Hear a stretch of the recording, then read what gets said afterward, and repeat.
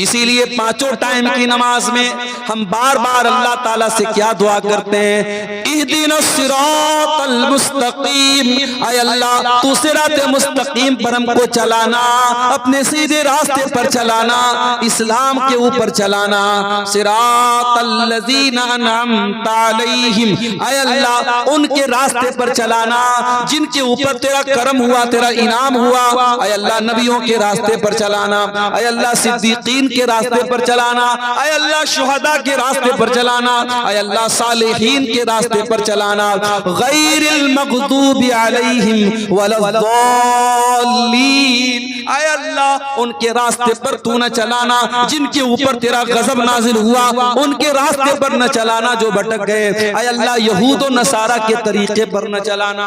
ये दुआ करते हैं हम सूरह फातिहा की शक्ल में, पांचों टाइम की नमाज में हर रकात में हम ये दुआ करते हैं। ये इतनी बड़ी नेमत है मेरे प्यारे साथियों इस्लाम के, इस नेमत को हम बार बार अल्लाह से, इसीलिए कुरान में हमको ये दुआ सिखाई गई, रब्बना ला तुज़िग़ क़ुलूबना बअद इज़ हदैतना व हब लना मिन लदुनका रहमह इन्नका अंतल वह्हाब। ईमान वाले ये दुआ करते हैं, ऐ परवरदिगार जब तूने इस्लाम की नेमत से हमको नवाजा, जब तूने हिदायत की नेमत से हमको नवाजा, ऐ अल्लाह दोबारा हमको भटकने न देना, गलत रास्ते पे जाने न देना, शिर्क के रास्ते पर जाने न देना, कुफ्र के रास्ते पर जाने न देना। ऐ अल्लाह जब तूने हिदायत की नेमत से नवाजा तो फिर हमारे दिल की हिफाजत करना। इसी झारखंड की सरजमीन पर, रांची बहुत मशहूर शहर है, झारखंड कैपिटल है आपके स्टेट की, नुसरत जहां नाम की एक लड़की, पांचों टाइम की नमाजी, रोजेदार, उलमा के बयान सुनने वाली, एक दीनी बैकग्राउंड, एक रिलीजियस बैकग्राउंड से ताल्लुक रखने वाली लड़की मुर्तद हो जाती है और नुसरत जहां से निशा सिंह बन जाती है। कभी आपने सोचा कि ये वाकयात क्यों हो रहे हैं? आपके लिए तो एक न्यूज है साहब, अखबार में खबर आ गई, हमने एक न्यूज की तरह, एक समाचार की तरह सुन लिया।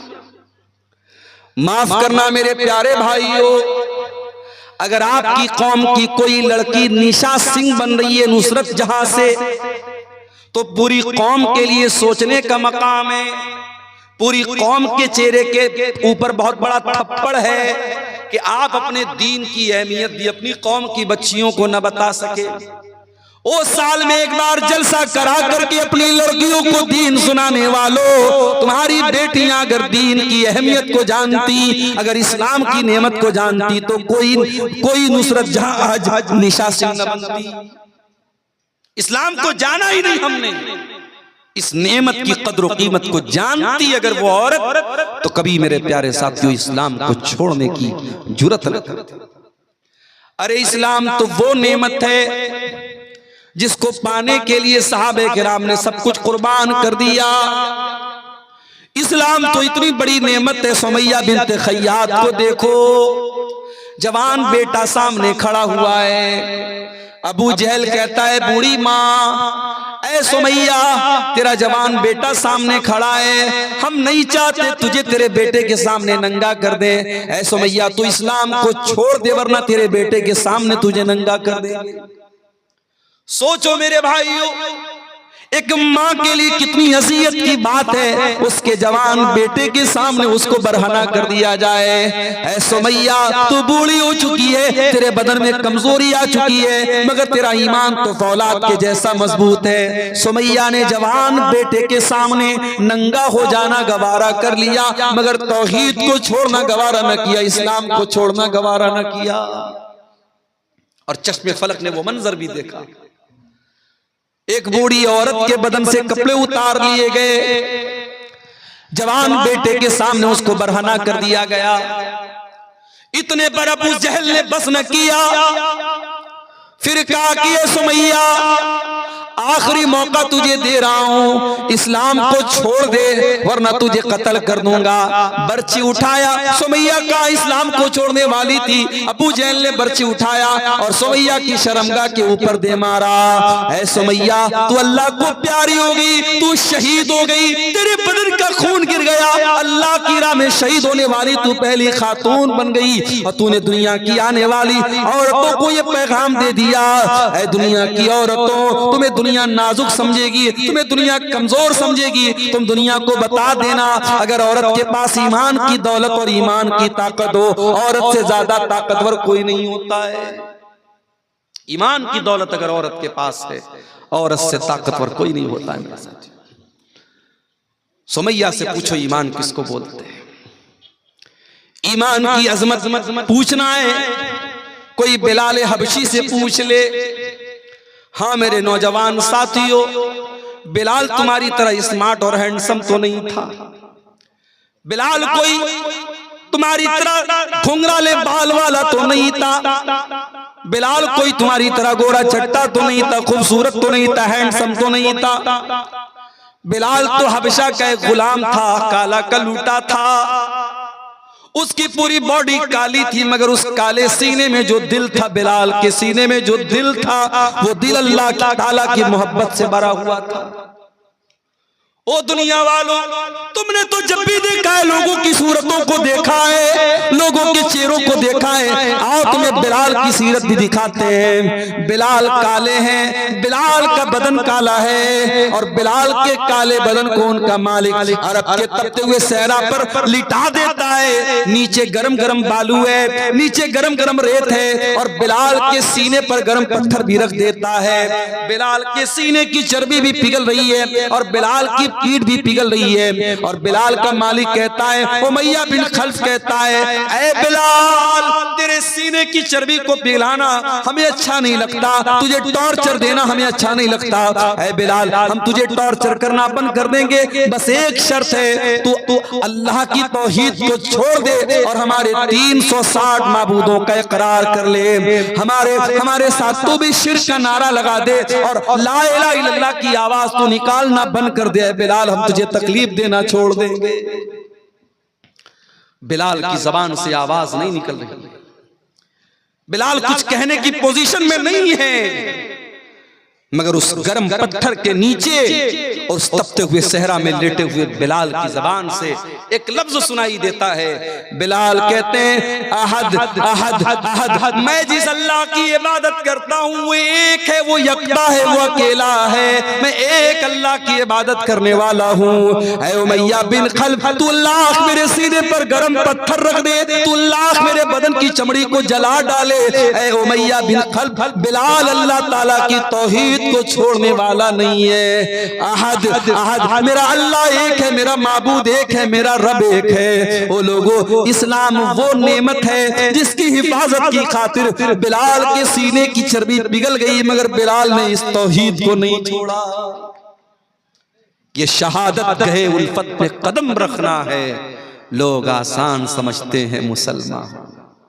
हमने तो ये समझा मुसलमान के घर में पैदा हो गए, अब्बा ने अब्दुल्ला नाम रख दिया, अब्दुल रहमान नाम रख दिया, लड़के थे तो खतना करा दिया, बड़े हुए टोपी लगाने लगे, लुंगी पहनने लगे, बड़े का गोश्त खाने लगे। हमने तो इन चीजों को मुसलमानों की पहचान बना डाली।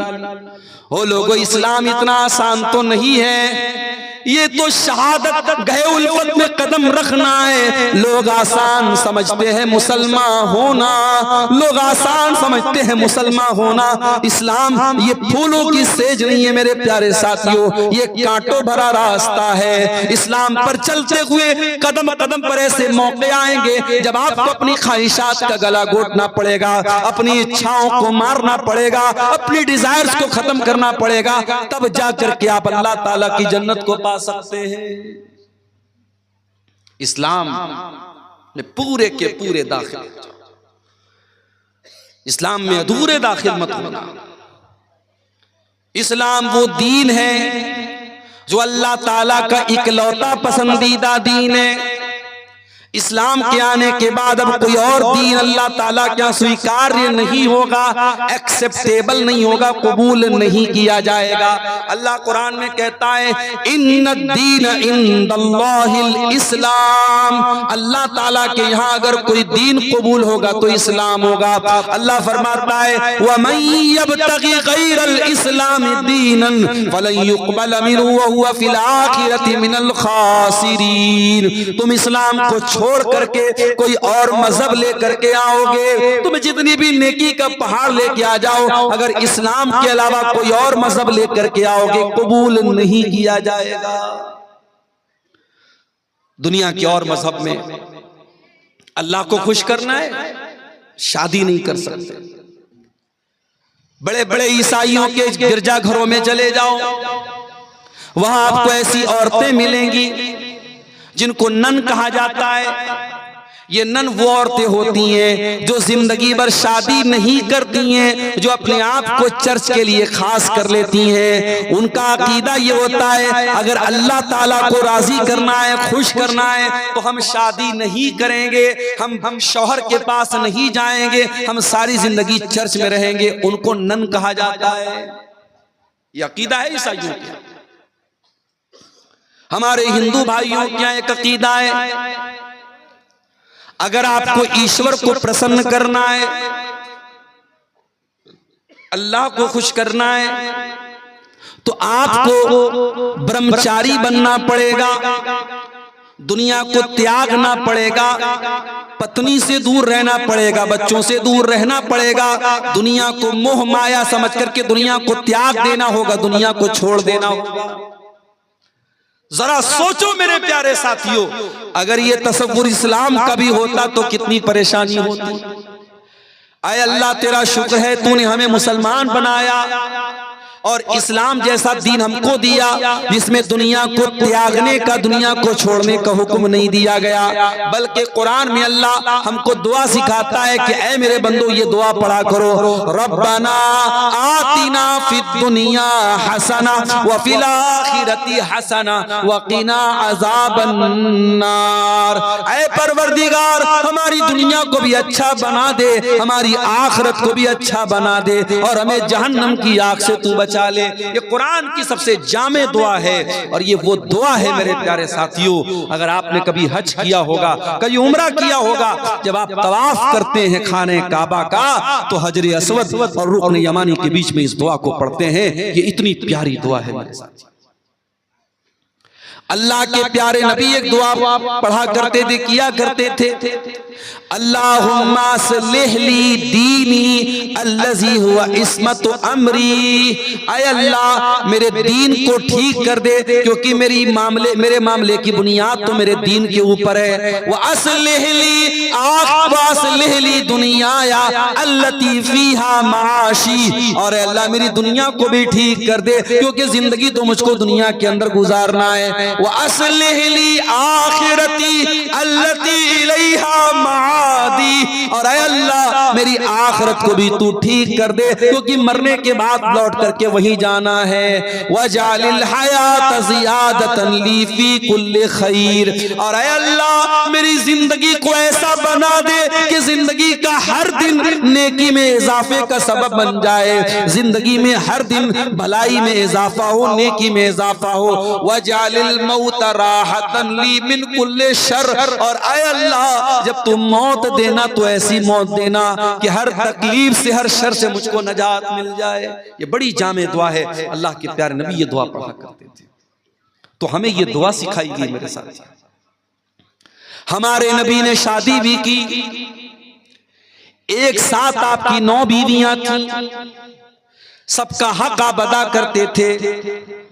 आपके कुछ सहाबा ने जब शादी ना करने का इरादा कर लिया, मिसाल के तौर पर एक सहाबी थे, उनका नाम था उस्मान बिन मज़ून रज़ी अल्लाह ताला अन्हु।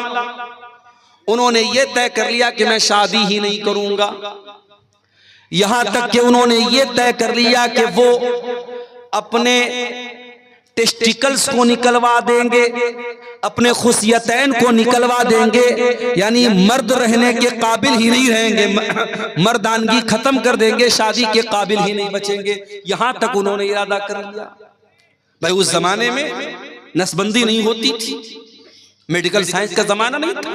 तो जैसे हम जानवरों को देखते हैं कि जानवरों को खस्सी कर दिया जाता है ताकि फिर जानवर पैदावार बढ़ाने के काबिल न बचे, तो हजरत उस्मान बिन मज़ून ने खस्सी करने का अपने आप को इरादा कर लिया कि मैं इस लायक ही न बचूं कि मैं शादी कर सकूं।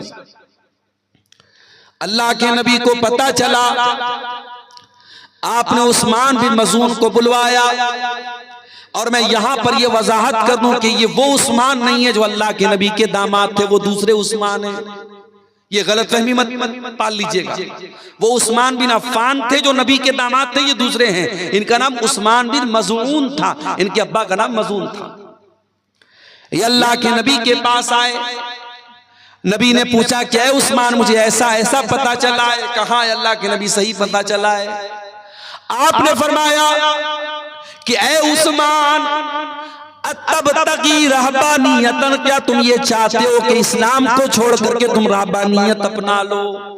ऐ उस्मान, मेरे दीन के अंदर रहबानियत नहीं है। ऐ उस्मान, मैं अल्लाह का नबी हूँ, लेकिन कान खोल करके सुन लो। उमिरतु अन अनामा व अक़ूमा, मुझे अल्लाह ने हुक्म दिया है मैं रात में आराम भी करता हूँ और रात में नमाज भी पढ़ता हूँ। व असूमा व उफ्तिर, मैं रोजा भी रखता हूँ और कभी कभी रोजा नहीं भी रखता हूँ, मैं कंटिन्यू नफिल रोजा नहीं रखता हूँ। और अल्लाह ने मुझको हुक्म दिया है मैं निकाह भी करता हूँ, मेरी बीवियां भी है, और यही मेरा तरीका है। फमन रगीबा अन सुन्नती फलैसा मिन्नी, जो मेरे तरीके से हटेगा उसका मुझसे कोई ताल्लुक नहीं है। इस्लाम इतना प्यारा दीन है, रडुआ बन करके कोई जिंदगी गुजारे, कोई शादी न करे, कोई बगैर जोड़े के रहे, इस्लाम की तालीम नहीं है। इस्लाम हुक्म देता है अपने लड़कों और लड़कियों की शादी कराओ। कोई लड़का, कोई मर्द बगैर बीवी के न रहे, कोई औरत बगैर शौहर के न रहे, ये इस्लाम की तालीम है मेरे प्यारे। और आगे बढ़िए, अल्लाह के नबी के एक सहाबी हैं, नाम नोट कर लो, अब्दुल्ला बिन अमर बिन आस। नबी के सहाबा में 4 अब्दुल्ला बहुत मशहूर हैं। नहीं मालूम के दुआ वालों को शायद, उलमा को शायद पता है, बल्कि यकीनन पता होगा। अवाम की बात अगर करूं, रात रात भर तकरीर सुनने वालों को भी नहीं पता होगा। नबी के सहाबा में 4 अब्दुल्ला बहुत फेमस है, बहुत मशहूर हैं। अब्दुल्ला बिन उमर, अब्दुल्ला बिन मसऊद, अब्दुल्ला बिन अमर बिन आस और अब्दुल्ला बिन अब्बास। ये 4 अब्दुल्ला बहुत मशहूर है साहबा। इनको अबादले अरबा कहा जाता है, 4 अब्दुल्ला। इसमें से एक सहाबी अब्दुल्ला बिन अमर बिन आस हैं, वो भी सहाबी, उनके अब्बा भी सहाबी, बाप भी सहाबी, बेटा भी सहाबी। हजरत अब्दुल्ला बिन अमर बिन आस बहुत बड़े सहाबी हैं, बहुत नेक इंसान है, रात रात भर नमाज पढ़ने वाले इंसान है, दिन में कंटिन्यू नफिल रोजा रखने वाले इंसान है। उनकी शादी हो गई। शादी के कुछ दिनों के बाद जब बहू को ससुर ने देखा कि बहू न बालों में कंघी कर रही है, न चेहरे पर पानी फेर रही है, चेहरा भी अजीब सा बना हुआ है, बाल भी बिखरे पड़े हैं, तो ससुर ने बहू से पूछा कि क्या बात है, ऐसी तूने हालत क्यों बना के रखी है? भाई ससुर को तो पर्दा नहीं करना है ना। अच्छा, ससुर आ गया तो बहू क्या करती है, जल्दी से अपने चेहरे पर घूंघट डाल देती। ससुर आ गया और देवर आ गया तो तब कभी नहीं घूंघट डालती। देवर से पर्दा नहीं है, जेठ से पर्दा नहीं है, ससुर से पर्दा है।